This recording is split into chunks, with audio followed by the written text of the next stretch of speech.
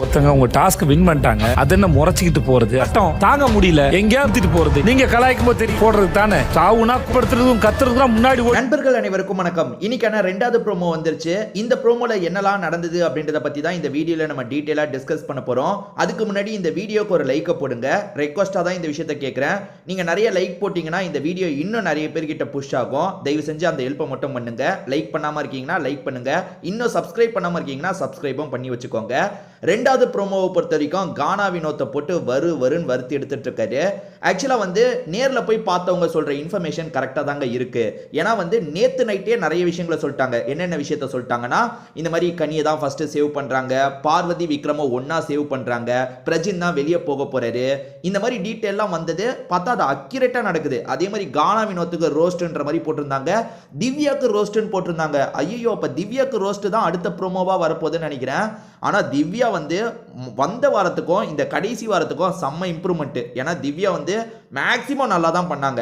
என்ன, அவங்களுக்கு வந்து ஒரு கேரக்டர் தந்தாங்கல்ல, அந்த கேரக்டர்ல அவங்க பர்ஃபார்மன்ஸ் பெருசா இல்லைங்க. ஏன்னா டான்ஸ் பண்ணணும், ஒரு மாதிரி, அதாவது ரியாக்ஷன் கனி கொடுத்தாங்க பார்த்தீங்களா, ஒரு ரியாக்ஷனு, அதே மாதிரி அந்த கேரக்டர் பத்மினி ரோல் தானே அது, அவங்களும் ரியாக்ஷன் கொடுக்கணும். அந்த அளவுக்கு அவங்க ரியாக்ஷன் கொடுக்கல. பட் கேமு கரெக்டாக தான் விளையாண்டாங்க. அவங்கள ரோஸ்ட் பண்ணுறதுக்கு என்ன இருக்குன்னே எனக்கு தெரியல. ஏன்னா வந்து அவங்களையும் ரோஸ்ட் பண்ணதான் நிறைய பேர் சொல்லிட்டு இருக்காங்க. கானா வினோத்துக்கான ரோஸ்ட் தேவை. சொல்லப்போனால் இந்த ரோஸ்ட் எல்லாம் வந்து 3வது 4வது வாரத்திலேயே பண்ணியிருக்கணும். விஜய் சேதுபதி ரொம்ப லேட்டாக தான் இந்த ரோஸ்ட்டை பண்ணுறாரு. கானா வினோத்தை பொறுத்த வரைக்கும் நீங்க சொல்ல வரதை அவர் கேட்கவே மாட்டார். நீங்க நல்லா கவனிங்க, யார் பேசுறதையுமே அவர் கேட்க மாட்டாரு. பார்வதி கேட்காத ஆளுங்கன்னா சிலர் இருக்காங்கல்ல, பார்வதியே கூட சில இடத்துல சரி சொல்லுங்கன்னு கேட்பாங்க. இந்த மாதிரி நிறைய பேர் கேட்பாங்க. சாண்ட்ரா கேட்பாங்க, எல்லாருமே கேட்டிருக்காங்க. ஆனா கானா வினோத் அந்த அவங்க பேசுறதே வந்து அவங்க ஸ்கோர் பண்ண நினைக்கிறாங்கன்னு நினைப்பாரு. அதாவது இவர் பண்ற ஒரு தப்பை அவங்க சொல்றாங்கனாலே நம்மளை வச்சு அவங்க ஸ்கோர் பண்ண பாக்குறாங்க, விடக்கூடாதுன்ற மாதிரி தடுப்பாரு. நீ பேசாத, நீ பேசாத, நீ பேசாத, எதுனாலும் கேமராவை பார்க்கலாம், பிக் பாஸ் சொல்லிட்டோம், இதை திரும்ப திரும்ப சொல்லுவாரு. அதாவது இவர் பண்ண தப்ப லைட்டா யாராவது சொல்றாங்கன்னா அதை வச்சு அவங்க ஸ்கோர் பண்ண பாக்குறாங்கன்ற மாதிரி கானா வினோத் யோசிப்பாரு. இதை அடிக்கடி அவர் பண்ணுவாரு. என்னமோ இந்த வாரம் மட்டும் பண்ண மாதிரி இருக்கு, அடிக்கடி இந்த பண்ணுவாரு. இந்த வாரம் என்னன்னா, அந்த டாஸ்க் ரிலேட்டடா பிரஷர்ல நிறைய விஷயங்கள் பண்ணிட்டாரு. என்னன்னா, அந்த அந்த அந்த ரெட்ரோ சினிமா சேர்ந்தவங்க முதல்லயே நெக்லஸ் எடுத்துட்டாங்க. மாடர்ன் சினிமாஸை சேர்ந்த கானா வினோத் டீம் எடுக்க முடியல. அதுல பிரஷர் ரொம்ப அதிகமாயிருச்சு. உண்மையிலேயே பிரஷர் அதிகமாச்சு. கமருதீன் உண்மையே சொல்லிட்டாரு. அது என்னன்னா, நாங்க எடுக்காததை வச்சு எங்களை கிண்டல் பண்ணிக்கிட்டே இருந்தீங்க, பிரஷர்ல என்ன பண்றதுன்னு தெரியாம நாங்க என்னென்னமோ பண்ணிட்டோன்னு எல்லாம் முடிஞ்சதுக்கு அப்புறம் சொன்னாரு. கானா வினோத்துக்கும் அதே பிரஷர் தான்.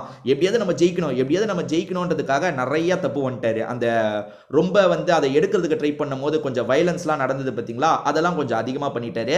ஆனா மற்றபடி கானா வினோத் எப்பவுமே யார் சொல்றதையும் ஏத்துக்க மாட்டாரு. அந்த ஏத்துக்கிற பக்குவம் சுத்தமா கிடையாது. இவருக்கும் கிடையாது, வாட்டர் மெலன் அவருக்கும் கிடையாது. ரெண்டு பேருக்குமே ஏத்துக்க மாட்டாங்க. இதெல்லாம் எப்பயோ அட்வைஸ் பண்ணோம். ஆனா விஜய் சேதுபதி இப்பதான் அட்வைஸ் பண்றாரு. என்னெல்லாம் சொல்றாருன்னா, அவங்க டாஸ்க் வின் பண்ணிட்டாங்க, உங்களுக்கு பதட்டம் ஆயிருச்சு, என்ன டாஸ்க் வின் பண்ணதுக்கு அப்புறம் இவ்வளோ நீங்க வன்மத்தை காட்டிட்டு இருக்கீங்க, டாஸ்க் முடிஞ்சதுக்கு அப்புறம் அவங்கள பார்த்து முறைச்சிட்டு போறீங்க, இதெல்லாம் எப்படி சரி அப்படின்ற மாதிரி விஜய் சேதுபதி கேட்கிறாரு. இல்ல சார், நான் அதுக்கப்புறம் சாரி கேட்டுட்டேன் அப்படின்ற மாதிரி கானா வினோத் சொல்றாரு. இருந்தாலும் விஜய் சேதுபதி விடுறதா இல்ல, நிறைய மடக்கி கேட்கிறாரு. அது என்னன்னா, நீங்க மற்றவங்கள காமெடியா எதுனாலும் சொல்லலாம், ஆனா மற்றவங்க சொன்னா மட்டும் நீங்க அஃபண்ட் ஆயிடுவீங்க, அவங்கள பேச விட மாட்டீங்க, நீ பேசுறது தப்புன்னு சொல்லுவீங்க. அது எப்படி சார், ஏன் சார் அப்படி பண்றீங்க, நீங்க அதிகம் குதிக்கிறீங்க, கத்துறீங்க, கோவப்படுறீங்க, இதே தான் இந்த வாரம் முழுக்க நீங்க பண்ணியிருக்கீங்க அப்படின்ற மாதிரி நிறைய விஷயத்த விஜய் சேதுபதி சொல்லிட்டு இருக்காரு. ஸோ கானா வினோத் கிட்ட இவர் சொல்றது நான் ஏத்துப்பேங்க. ஆனா வந்து பார்த்துட்டு வந்தவங்க என்ன சொல்றாங்கன்னா, திவ்யாக்கும் ரோஸ்ட் இருக்குன்னு சொல்றாங்க. பார்வதியை ரோஸ்ட் பண்ணாலும் புரிஞ்சுக்க முடியும், கமருதீனை ரோஸ்ட் பண்ணாலும் புரிஞ்சுக்க முடியும். ஏன்னா இந்த வாரம் கொஞ்சம் அவங்க டீமே பயங்கரமா சொதப்புனாங்க. பட் ஆனால் திவ்யா அவங்க டீமுக்கு நல்லா தானே விளையாண்ட மாதிரி இருந்தது. அது எப்படின்னு தெரியல, ஏன் திவ்யாவுக்கு ரோஸ்ட்னு தெரியல. ஒவ்வொரு வாட்டியும் திவ்யா தாங்க மாட்டுறாங்க, சாண்ட்ரா தப்பிச்சிடுறாங்க. யோசிச்சு பாருங்க, சாண்ட்ராக்கும் சுபிக்ஷாக்கும் ஒரு சண்டை வந்தது பார்த்தீங்களா, அந்த சண்டையில் நிறைய பேர் சாண்ட்ரா மேலே தப்புன்னு சொல்றீங்க. சாண்ட்ரா மேலே தப்பு இருக்கு, ஆனால் சுபிக்ஷாவும் இந்த வீக்கெண்ட் அதை வச்சு ஸ்கோர் பண்ணலான்லாம் கணக்கு பண்ணாங்க. அது எதுவுமே நடக்கல போல, ஏன்னா சாண்ட்ராவை கேட்கல போல. நியாயப்படி பார்த்தா சாண்ட்ராக்கெல்லாம் ரோஸ்ட் கிடைச்சிருக்கணும், சாண்ட்ரா தப்பிச்சிட்டாங்க. திவ்யா தான் மாட்டியிருக்காங்க போல. திவ்யாவை எதை வச்சு ரோஸ்ட் பண்ணுவார்னு என்னால் யோசிக்க கூட முடியலங்க. எது சரியா பண்ணலன்னு திவ்யாவை சொல்லுவாரு, எதுக்கு எடுத்தாலும் நீங்க சண்டை போடுறீங்கன்னு சொல்லுவாரா என்னன்னு தெரியல. நீங்க என்ன நினைக்கிறீங்கன்ற உங்களோட கருத்தையும் சொல்லுங்க. திரும்பி வேற ஒரு வீடியோல நம்ம பார்க்கலாம்.